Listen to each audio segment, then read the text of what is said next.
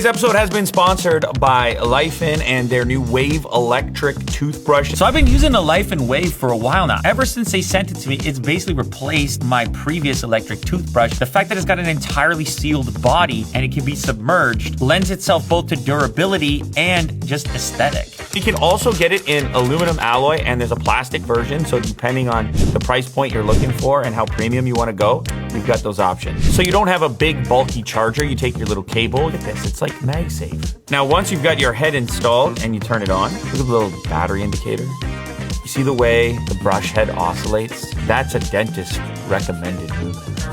This 60-degree rotation here is actually 3 times wider than on competing brands, so you're getting more of a brush stroke action than what you can get elsewhere. So it's that combination of rotation and vibration that's gonna get your teeth clean. Thank you to Laifen for sponsoring this portion of the episode.